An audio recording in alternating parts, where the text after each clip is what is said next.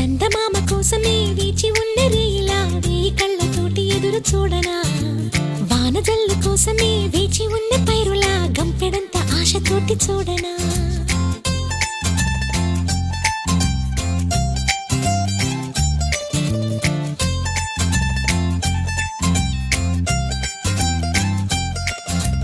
జోల పాట కోసం ఉయ్యాలలోన చంటి పాపలాగా, కోడి కూత కోసం